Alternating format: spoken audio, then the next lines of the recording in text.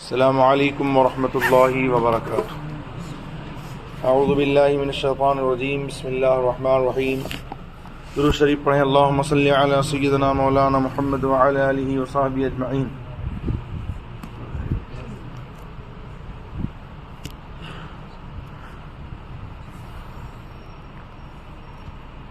نماز میں قرأت کے مسائل آپ سماعت کر رہے ہیں۔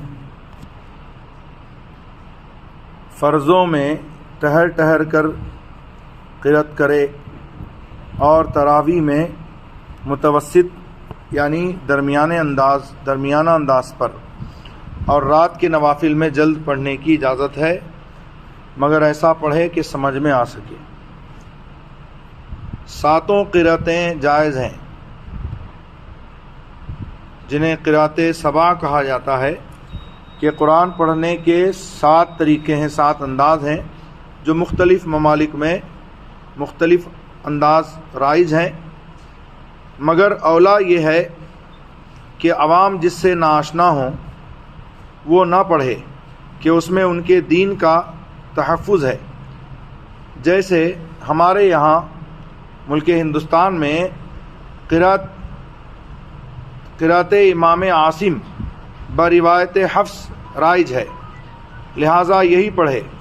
عموماً جو قرأت آپ سماعت کرتے ہیں تو یہ قرأت امام عاصم بروایت حفص ہے۔ در مختار رد المحتار جلد دوم صفحہ نمبر 32۔ فجر کی پہلی رکعت کو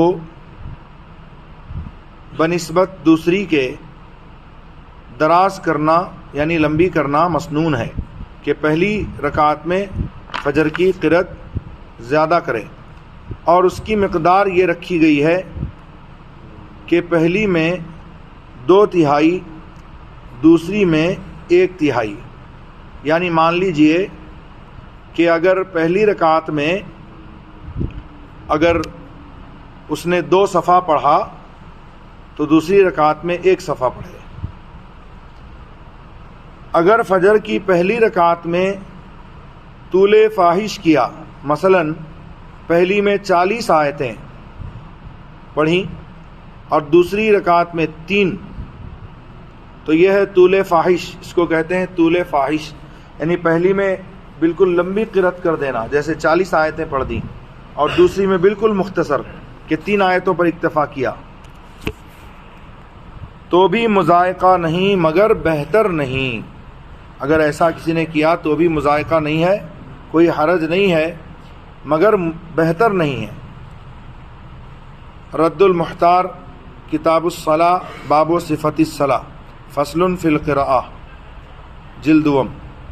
بہتر یہ ہے کہ اور نمازوں میں بھی پہلی رکعت کی قرأت دوسری سے قدرے زیادہ ہو، پہلی رکعت کی قرأت دوسری رکعت سے تھوڑی زیادہ ہو۔ یہی حکم جمعہ و عیدین کا بھی ہے۔ عالمگیری فتاوی ہندیہ کتاب الصلاۃ الباب الرابع فی صفت الصلاۃ 34 فصل جلد اول۔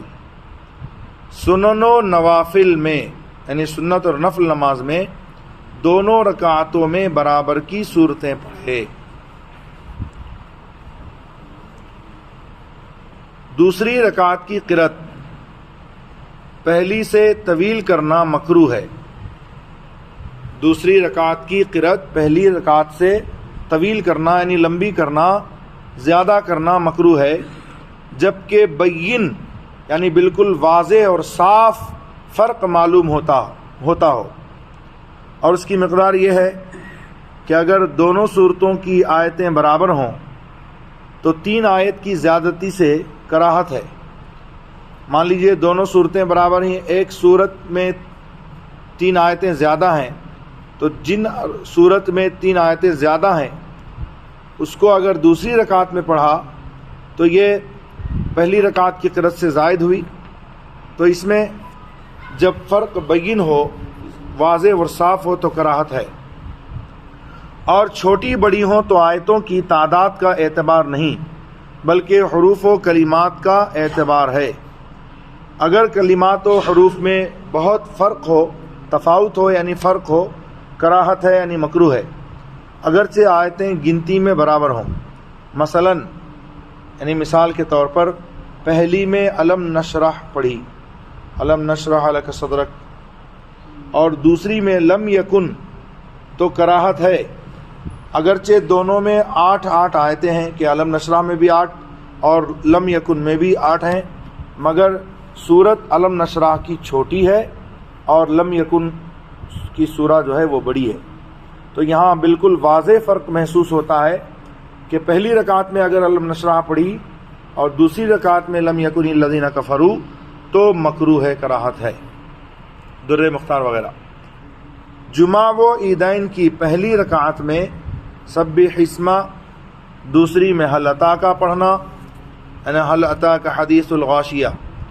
سنت ہے کہ نبی کریم صلی اللہ تعالی وسلم سے ثابت ہے کہ سرکار نے جمعہ و عیدین میں یہ صورتیں پڑھیں. یہ اس قاعدے سے مستثنا ہے. یہاں اگر آپ دیکھیں سورہ اعلیٰ یعنی سبح اسم ربک الاعلیٰ، یہ سورہ غاشیہ کے مقابل چھوٹی صورت ہے سبح اسم ربک الاعلیٰ، لیکن پہلی رکعت میں سرکار وہ پڑھتے تھے سورہ اعلیٰ اور دوسری رکعت میں غاشیہ پڑھتے تھے. اگرچہ سورہ غاشیہ اعلیٰ سے طویل ہے، لمبی ہے، لیکن چونکہ سرکار سے ثابت ہے اس لیے یہ اس قاعدے سے مستثنا ہے، یعنی الگ ہے. جو ابھی آپ نے مسئلہ سنا کہ پہلی رکعت میں قرأت دوسری رکعت کی بنسبت تھوڑی لمبی ہونی چاہیے، اور اگر اتنی زیادتی ہو گئی دوسری رکعت میں کہ پہلی رکعت سے بالکل واضح اور صاف فرق محسوس ہو تو اس میں کراہت ہے. لیکن اس قاعدے سے یہ 2 صورتیں مستثنا ہیں. اگرچہ یہ پہلی رکعت والی صورت چھوٹی اور دوسری رکعت والی صورت بڑی ہے، لیکن چونکہ سرکار کی سنت سے ثابت ہے اس لیے اس کے پڑھنے میں کراہت نہیں ہے. وما علینا الا البلاغ وآخر دعوانا الحمد للہ رب العالمین. اللہم صلی علی سیدنا محمد وآلہ وصحبہ اجمعین.